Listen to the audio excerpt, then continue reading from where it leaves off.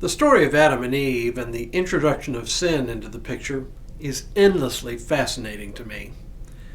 If we let ourselves read it as a parable rather than as an actual historical account, it opens up a richness that is otherwise lost. I believe it was written by people who were keen observers of human behavior, and in particular, the behavior of children. And they used these insights to paint a theological portrait of the human condition.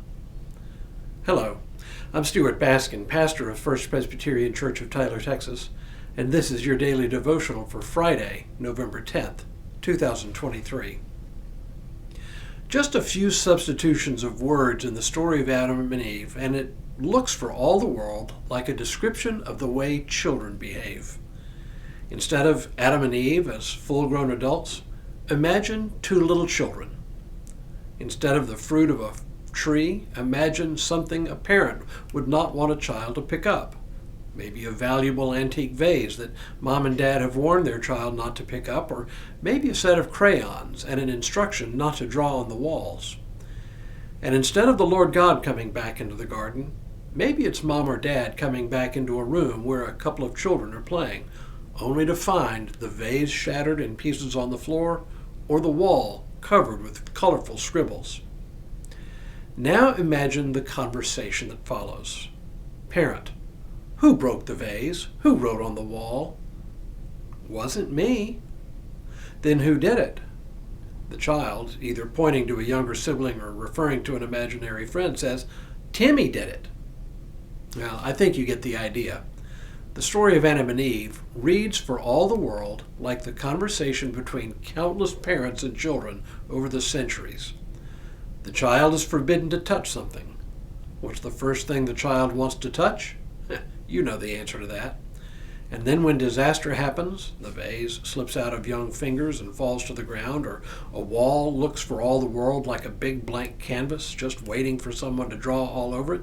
And when asked, the child first denies doing it, and then, when cornered, blames someone else, whether it's a younger sibling or a neighbor's child, or maybe even an imaginary playmate.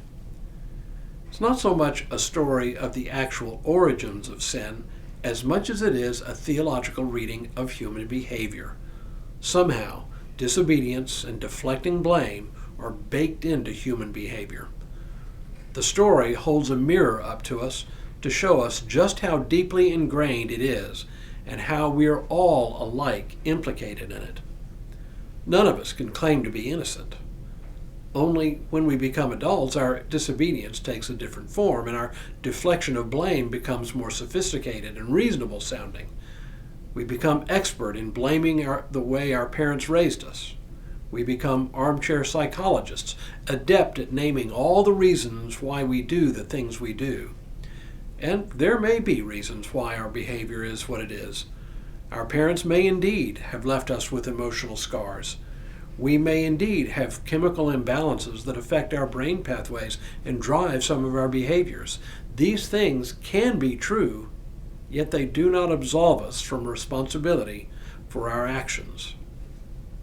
Paul showed that he struggled with this when he said, I do not understand my own actions, for I do not do what I want, but I do the very thing that I hate. The story, then, isn't so much about the origins of sin, but about a reckoning with its reality in human life. And it nails it, and us as well. Now may God continue to bless you and keep you in all that you do this day and in all the days ahead.